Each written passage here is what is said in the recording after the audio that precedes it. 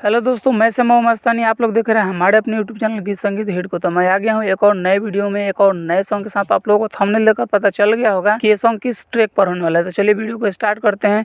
उससे पहले कि आप लोगों ने हमारे अपने चैनल गीत संगीत हिट को सब्सक्राइब नहीं किया है तो कर लीजिएगा, और अपने लिए पर्सनल सॉन्ग लिखवाने के लिए हमारे दिए गए नंबर पे कॉल कीजिएगा। तो चलिए स्टार्ट करते हैं आज का वीडियो मुखड़ा के साथ। हमन के जबले यारी रही तबले सुन रंगादारी रही, हमनी के जबले यारी रही तबले सुन रंगादारी रही, बोली जे कौन सुन खाई बड़ी मार, आहटे रंगादार हमर हितावा, आहटे रंगादार हमर हितावा। तो छापारा में बोली कौन सार, आहटे रंगादार हमर हितावा।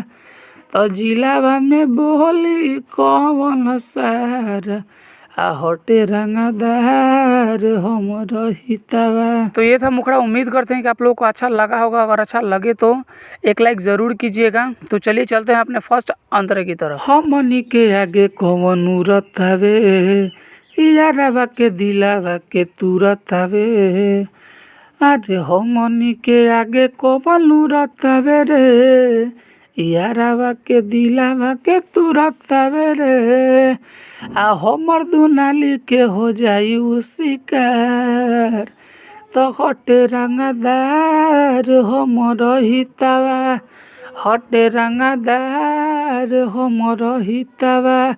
तो जिलावा में बोली कौन सार, आहटे रंगादार हमर हितावा।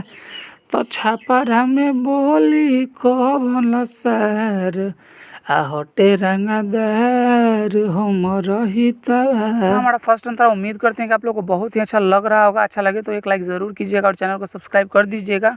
और अगला सॉन्ग किस ट्रैक पर चाहिए कमेंट करके बताइएगा। तो चलिए अब चलते हैं अपने दूसरे अंतरे की तरफ। हमनी के पीछे पुलिस थाना बावे, मुखिया विधायक सब दीवाना बावे, अरे हमनी के पीछे पुलिस थाना बावे रे, मुखिया विधायक सब दीवाना बावे रे, आ नेता के आगे से ना गुजरेला कार, तो हटे रंगादार हमर हितावा, आहटे रंगादार हमर हितावा। तो जिलावा में बोली कौन सार, आहटे रंगादार हमर हितावा। तो छापारा में बोली कौन सार, आहटे रंगादार हमर हितावा। तो ये था हमारा पूरा सॉन्ग। अगर आप लोगों को अच्छा लगा होगा तो लाइक कर दीजिएगा, और ऐसे ही ढेर सारे सॉन्ग पाने के लिए हमारे यूट्यूब चैनल गीत संगीत हिट को सब्सक्राइब जरूर कर लीजिएगा। और आप अपने लिए पर्सनल सॉन्ग लिखवाना चाहते हैं तो हमारे दिए गए नंबर पर कॉल कीजिएगा। तो चलिए मैं जाते जाते यही कहूँगा कि गाइए और हिट हो जाइए। तब तक के लिए मिलते हैं किसी दूसरे वीडियो में किसी दूसरे सॉन्ग के साथ। तब तक के लिए नमस्कार।